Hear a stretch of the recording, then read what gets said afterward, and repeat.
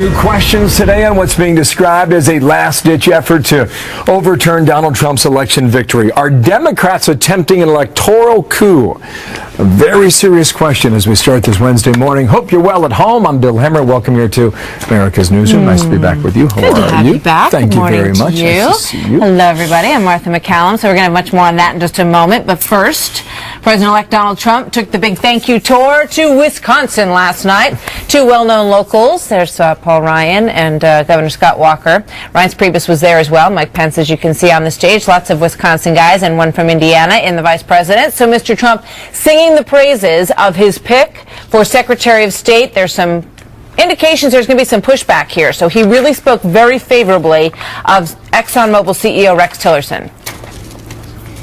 Rex will be a fierce advocate for America's interests around the world and has the insights and talents necessary to help reverse years of foreign policy blunders and disasters. You're winning with health care. We're winning on the border. We're winning with ISIS because we are going to get ISIS out. We're going to win so much. You're going to go to Paul Ryan. You're going to go, Mr. Speaker, please, please. We can't stand winning this much. We can't take it. And he's going to come to see me and he's going to, Mr. President, the people in Wisconsin are tired of winning so much. More on that today now. I want to start now with Team Fox coverage. David Lee Miller at the Trump Tower here in New York, but want to begin with Fox News digital policy editor Chris Starwalt in D.C. Reverend, good day to you. Okay, now right this girl. So what's the process with the electoral vote that will be in question now by some?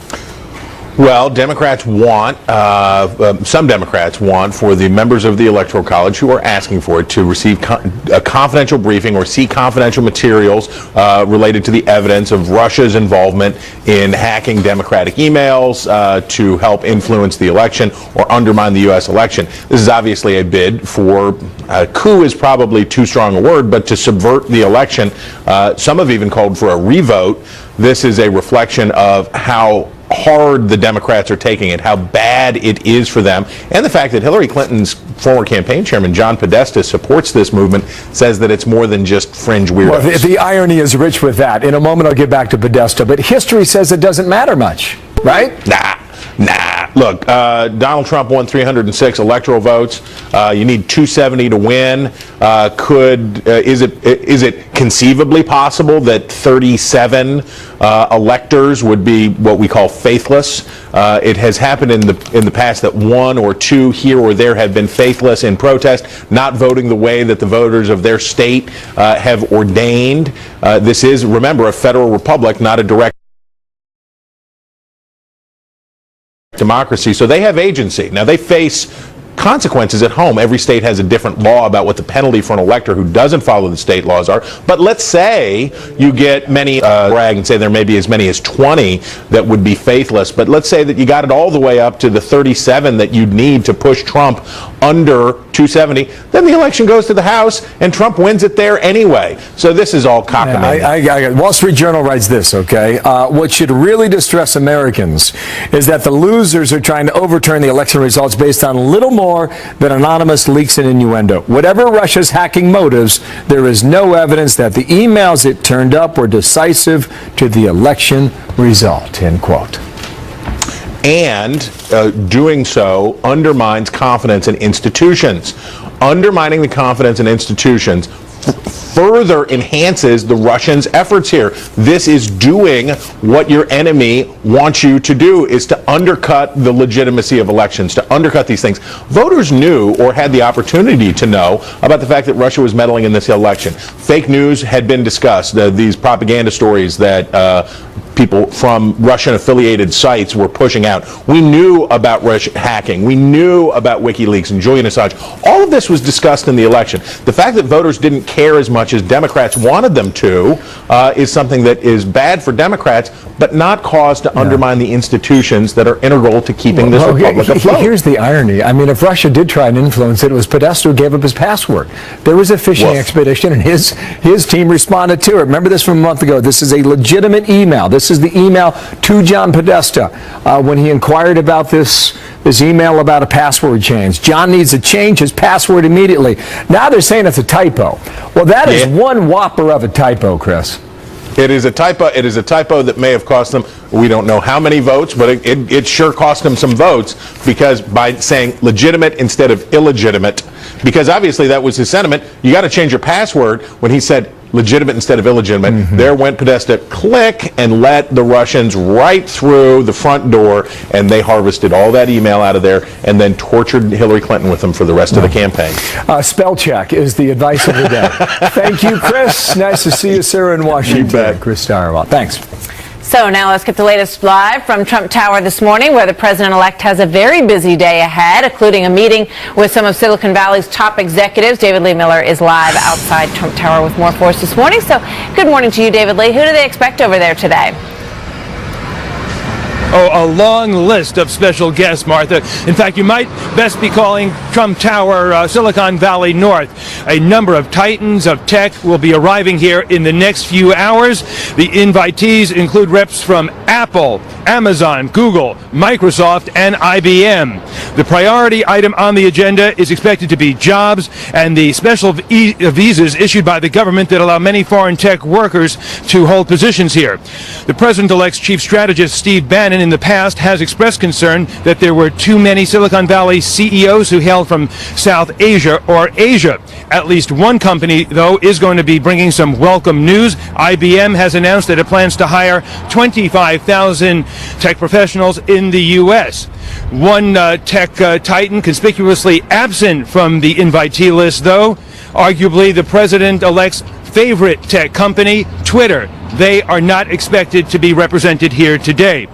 In other news, it is now official. Mr. Trump is going to nominate Rick Perry as the Energy Secretary. In an announcement just a few hours ago this morning, the transition team said the former Texas governor helped his state prosper by developing energy programs as well as infrastructure.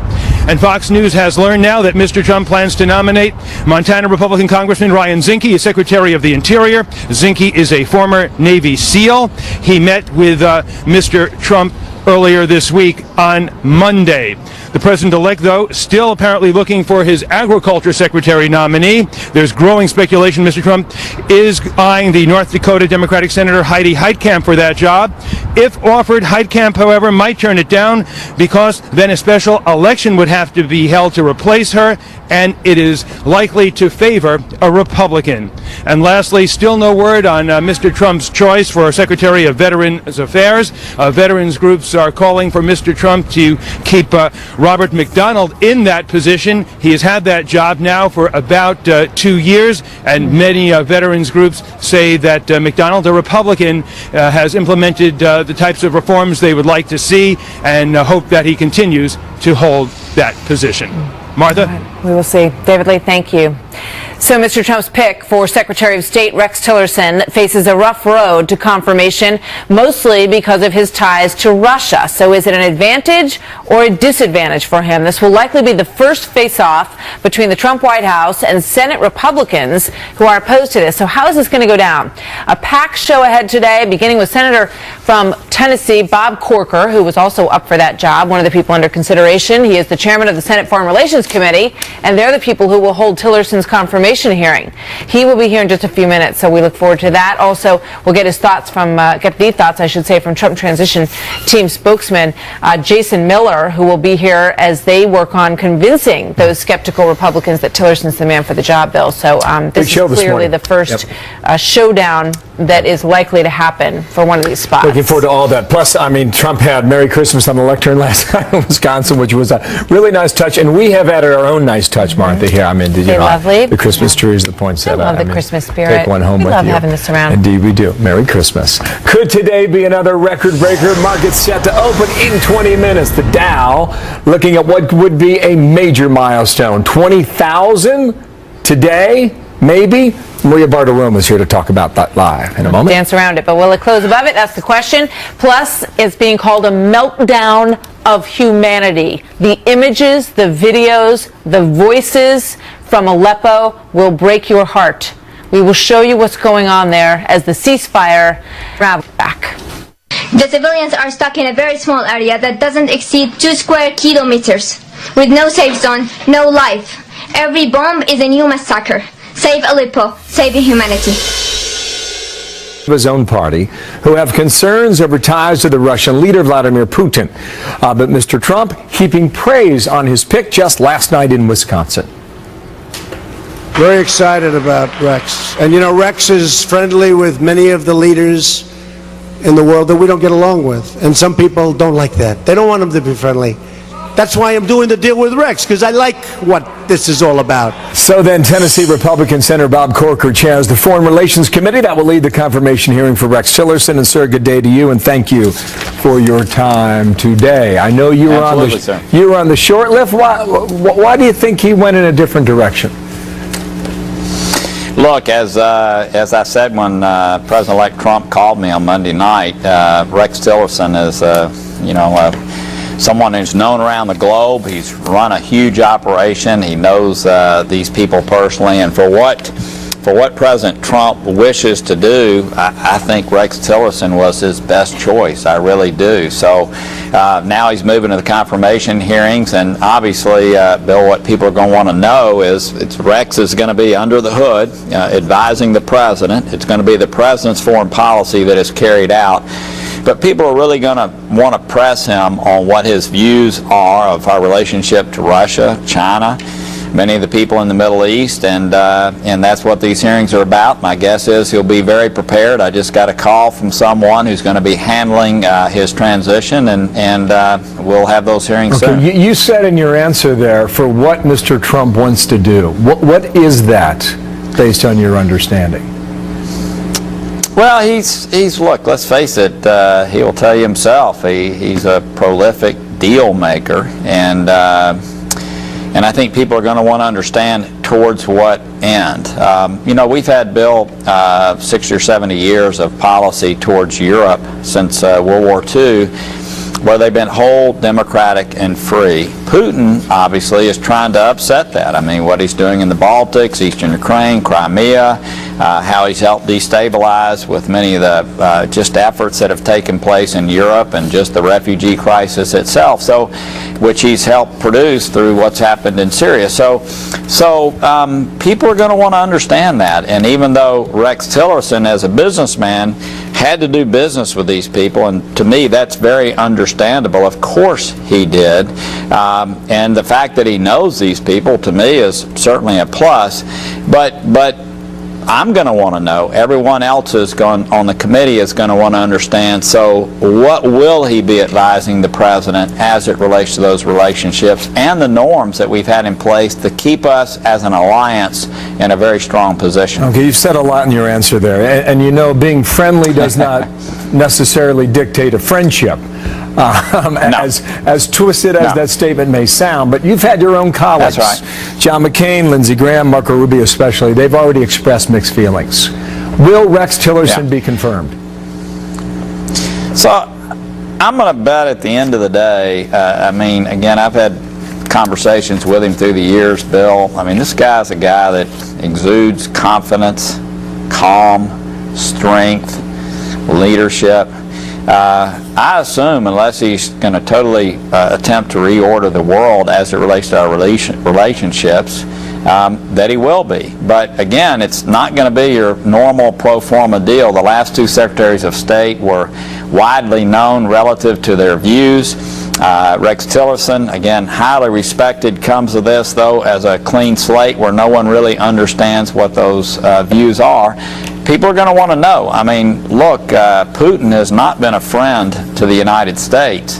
Putin has not been a friend to freedom and democracy and Western values and competition. I mean, that's just not who he is, and people are going to want to know. And it's accelerated or amplified by the fact that President-elect Trump has said some things relative to Russia that, let's face it, is very different than where we've been, and that alone has sort of amplified people's concerns about Secretary of State Tillerson. But my guess is, at the end of the day, he is confirmed. Given are there concerns that you have then? Look, that could be a I deep began, hole, sir, and I think you understand that. Yeah. So, Bill, I began this with knowledge that I have tremendous respect for this person. So I began there. He's competent. He's done big things. He's been at the same place for 43 years. He's a great American. Okay, he is. So I began there. But I do want to probe these things, and I got to believe if Gates and Condoleezza Rice and Dick Cheney and Stephen Hadley and Jim Baker, all people that I respect, I got to believe if they're behind him, they know that his view of the world is similar to theirs, and so there's some alignments here. Otherwise, but again, they would not have I go into this as chairman, it's going to be a neutral application of the process, and I've got some questions that I'd like to have answered. Everyone else does too. My guess is he will perform well. Okay, last question. You will hold hearings on Russia and so-called ties to our past election. Do you believe Moscow tipped the election in Donald Trump's favor? I have no way of knowing, and that's why we're going to have these briefings and hearings and maybe even go a lot deeper. There's no question that it appears they have hacked, Bill. Sophisticated countries do things to gather intelligence. I mean, it used to be always done by human beings, human intelligence. We call that HUMIT. But there are now other ways of gathering intelligence, and countries do this around the world. And so, should we have our hair on fire that hacking took place? No. I mean, that's what happens. But then the question is, we should protect against it, don't get me wrong. As I said on another program, Bill, every time I make a phone call, I assume that somebody from another country is trying to listen in on that. But what was it they were attempting to do? Anytime that someone like Putin, an autocrat, can really cause Americans to have this discussion, or other countries, as to the integrity of the electoral process, he's winning. He's winning.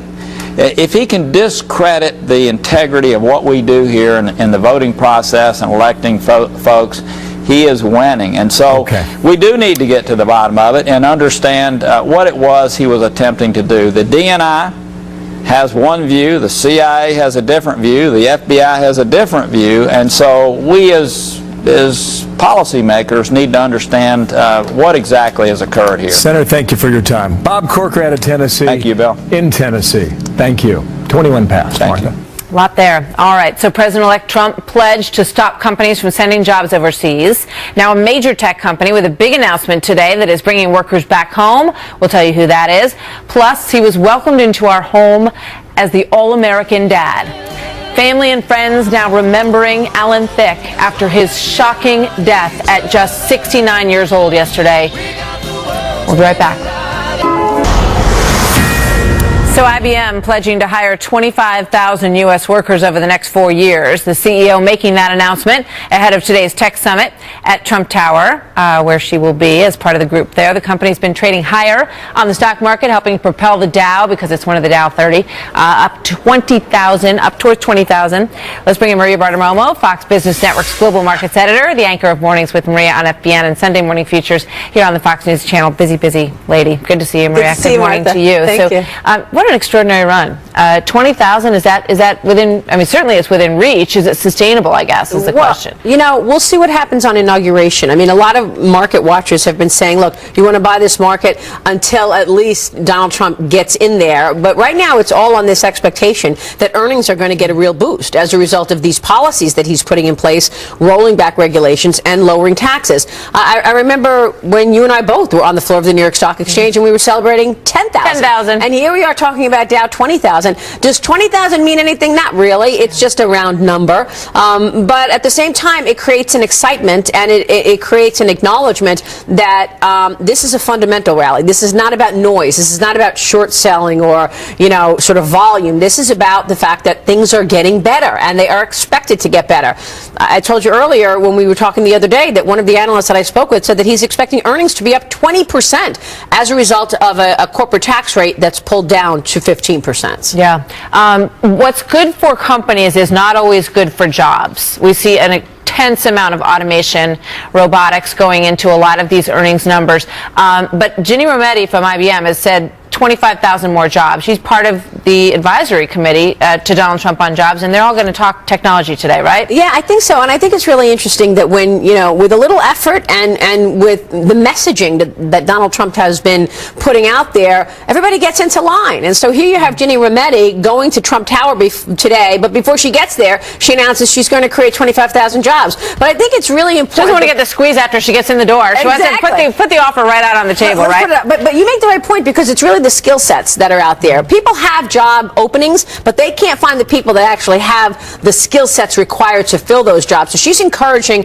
Donald Trump to do more training when it comes to technology. That probably will come up today. So initially the tech stocks sold off after Trump was elected.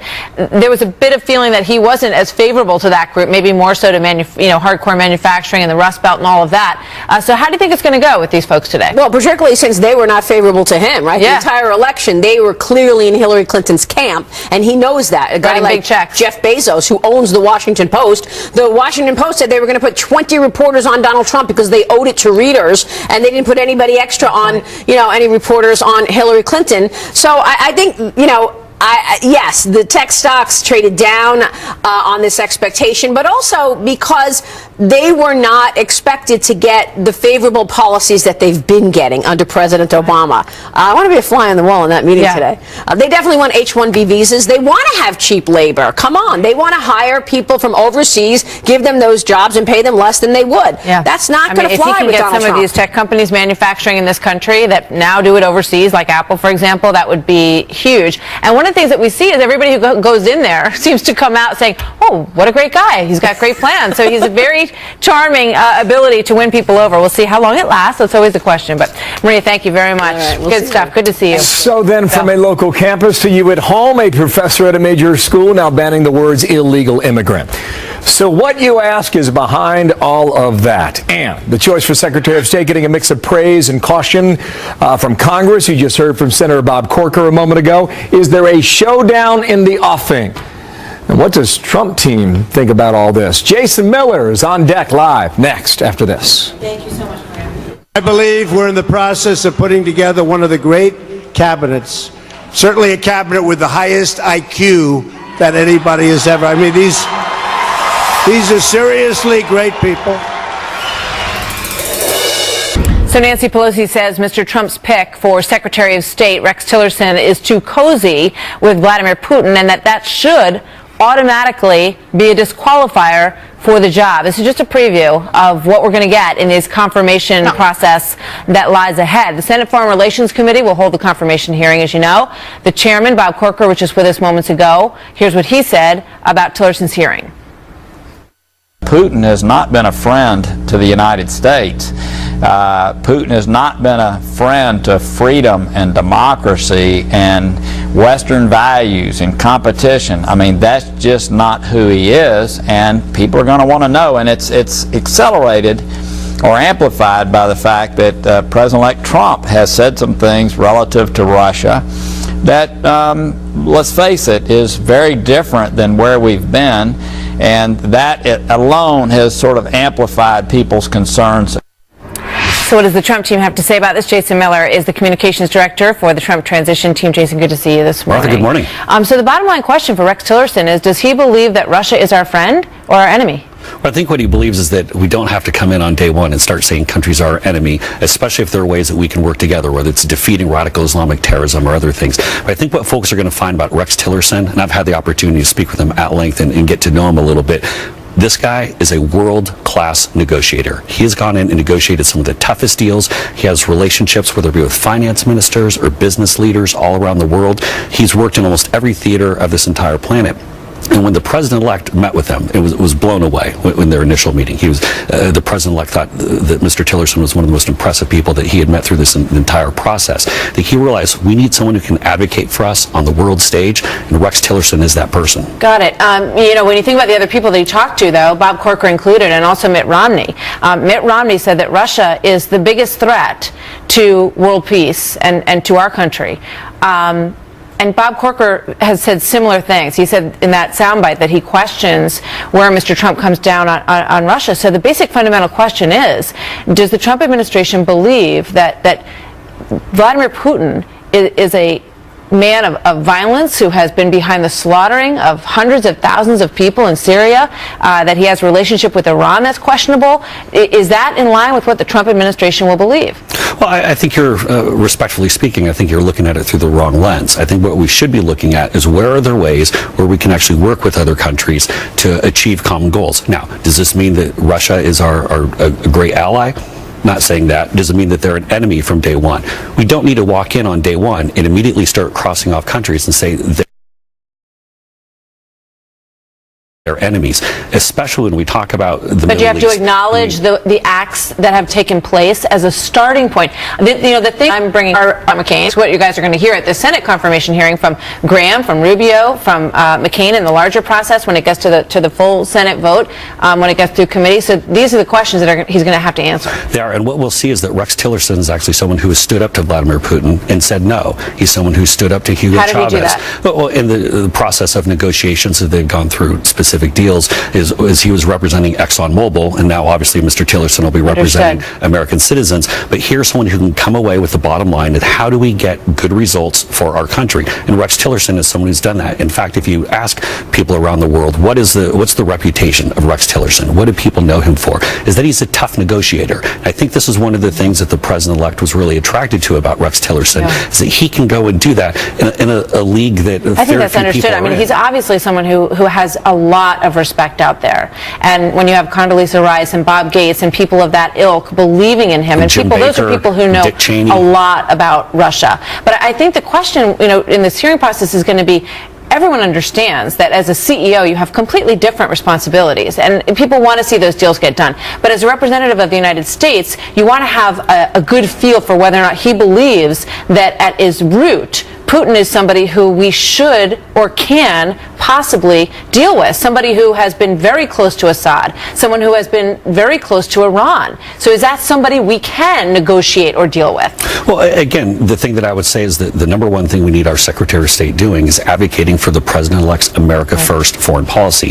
And Mr. Trump won with an overwhelming number of electoral delegates, biggest number for Republicans since 1988. And people are buying into this America First foreign policy. And are we going to send out representatives out on this world stage? But the question will be, does America First include an alliance with Russia, something that maybe Romney and Corker, when they sat down in those same meetings, were not really willing to go along with? I think we need to look at different ways where we can work with them. And when we talk about defeating ISIS, if there are countries that are acting in good faith that want to stand with us to defeat ISIS, we should be looking for ways to go and do that. I think that's absolutely silly to go and cross that off the table. Now, are we going to agree on everything? Absolutely not. And we're going to stand up and we're going to be firm. And I think we've seen that from the president-elect, and we've seen it from some of his picks, people like Rex Tillerson. But to go and just cross people off and say that we can't work with them to defeat someone like ISIS, and we talk about the overall geopolitical stability of a region like the Middle East, we're not in this by ourselves. There are a lot of other players, and if we can't sit down and have a conversation, then we're not going to go anywhere people past. People point to Reagan and Gorbachev and what they were able to accomplish, and then some might say Gorbachev and Putin, very, very different people. So we will see, and I think he obviously needs to have his moment in front of that. In front of everyone, because America doesn't know Rex Tillerson, and you guys have talked to him, and so he's going to get his chance to, be presented on the world stage, and people will hear from him himself, and that is the very important part of this process. He's a very impressive person, someone who's run one of the world's largest companies, over 70,000 employees. He's literally worked in every region of the world. So we talk about Southeast Asia and South America, understands the Middle East and security issues. Just a very impressive person. I think people are going to be really impressed when they start to really get to know Rex Tillerson. I think everybody looks forward to that opportunity. Thank you very much, Jason. Thanks, Martha. Good to have you with us today.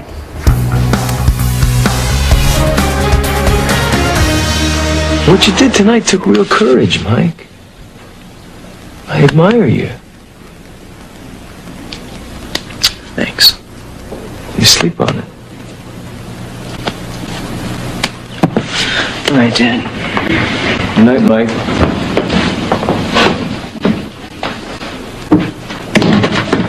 Thanks, Dan. A lot of us waking up today to that sad news, a legacy of love and laughter for Alan Thicke. The veteran actor died yesterday at the age of 69, apparently a heart attack. His TV career spanned 5 decades, including stints as a writer and composer and even a late-night host, but he was best known, of course, for playing the dad on the 1980s sitcom Growing Pains. Thicke's co-star, Kirk Cameron, writing on Instagram the following, quote, "I spent Monday through Friday for 7 important years with Alan Thicke as my TV dad. I'm shocked and truly heartbroken today at the news of his death. Alan was a generous, kind, and loving man." Meanwhile, actress Joanna Kearns, who played his wife, tweeting, "I loved Alan. He was one of the smartest and funniest men I have ever known. We shared a life-changing success and friendship." Thicke is survived by his 3 sons and wife Tanya, his son Carter tweeting this, "The world's saying goodbye to actor Alan Thicke, gone too soon at the age of 89 years old." 69 years old. 69. Very, very talented, who touched a lot of lives here and about everywhere. Best to him and his Young. What a family. shock. And He was those leaves playing behind. basketball with his 19-year-old son and had a heart attack, and he is so beloved. And our hearts go out to him and to his family as well. All right, so in the meantime, we will talk about the fact that Democrats are sounding the alarm over the alleged Russian interference in the presidential election. Harry Reid saying that it's just as bad as 9/11. Really? We're going to talk about that. Fair Balanced Debate coming up when we come right back.